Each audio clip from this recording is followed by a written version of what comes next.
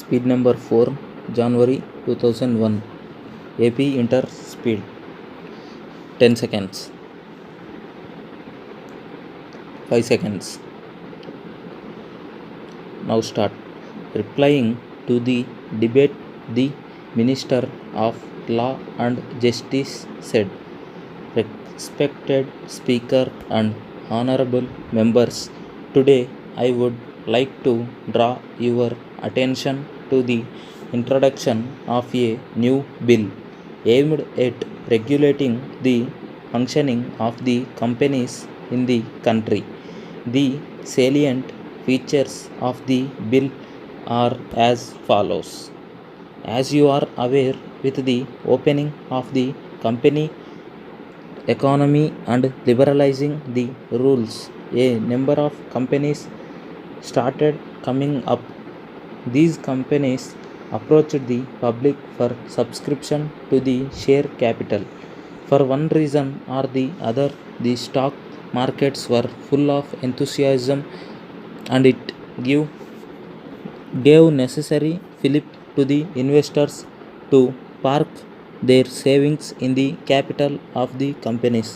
The public were expecting that these companies would be able to do well and achieve the objectives so that there would be a fair return for their capital. As some of the big companies showed positive results, there was no reason why the people should not aspire for good return. Going by the mood of the people, a large number of companies flooded the market with bright prospects. The investors immediately responded to such issues without properly judging the performance or the profile of the company in which they wanted to invest. The merchant bankers who were to provide information and guidance to the interested could not rely rise to the occasion. They furnished only the same papers which the companies made available to them. The existing mechanism was not able to exercise any control over the companies, as it was busy giving recognition to the multitude of companies. With the result, every issue that entered the market was oversubscribed by a number of times. After the companies collected the money of the public, they were not able to execute their plans properly and went into exile. The poor investors who were allotted shares were expecting that the companies would fare well, but surprises were in store for them after some time, as these companies failed to respond to the investors. In the face of competition from the foreign companies, the Indian companies could not prosper as expected. Some of the companies have been even made drastic changes to the articles of association and memorandum. The investors who are not aware of the fundamentals of the organizations have nobody to render assistance either with regard to their rights or the options available to them in case of deceit.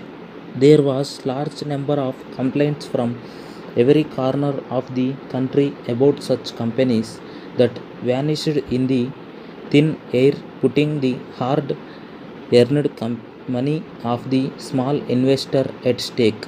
As the complaints grew, the government has realized the need to establish a constitutional body investing with powers to even punish such bad companies. With this objective in view, the government introduced a bill for the establishment of Securities and Exchange Board of India with the chief objective of protecting the interests of the small investor. It checks each and every document on the functioning of the companies.